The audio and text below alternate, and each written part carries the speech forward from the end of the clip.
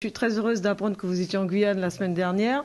Je pense que vous avez pris le pouls de ce qui se passe au niveau des pêcheurs guyanais. Et parce qu'ils sont en grande souffrance et je compte beaucoup sur vous pour pouvoir les accompagner et puis les aider pour s'en sortir.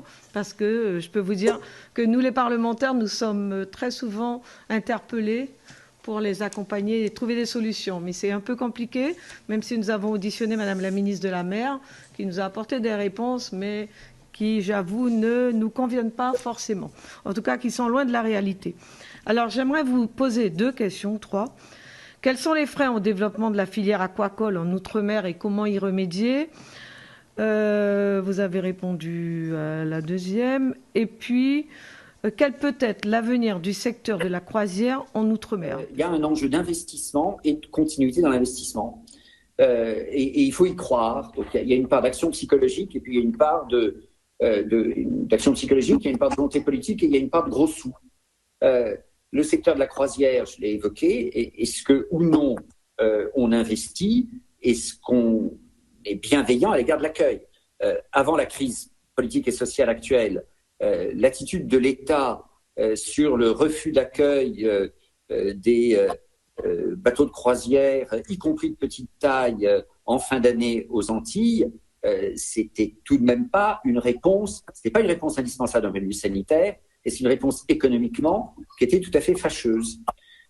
Sur le développement de la filière aquacole, on l'a évoqué, il y a des enjeux de formation. Moi, je me permettrai d'insister sur ce que j'évoquais tout à l'heure, qui est la continuité de l'action publique. Je pense que le stop and go qu'on a connu en Guyane est absolument catastrophique s'il s'agit d'encourager au métier de la mer. Alors, on nous explique par ailleurs, je prends l'exemple de la Guyane, j'y étais la semaine dernière, les Guyanais ne sont pas tournés vers la mer. Je pense que l'argument ne suffit pas. Que ce soit en Guyane ou sur d'autres territoires, si la politique de l'État est trop discontinue, c'est compliqué d'organiser des formations et c'est compliqué de convaincre les jeunes de s'y engager. J'ajoute que la question de la formation, qui est une responsabilité partagée entre les collectivités locales et l'État, suppose évidemment une discussion suffisamment riche et féconde entre l'État et les collectivités locales. Le prix du fret a considérablement augmenté, que ce soit outre-mer, que ce soit en métropole. Simplement, évidemment, dans des économies insulaires ou assimilées insulaires comme la Guyane, l'importance du fret dans la composition des prix est beaucoup plus considérable qu'elle ne l'est en métropole.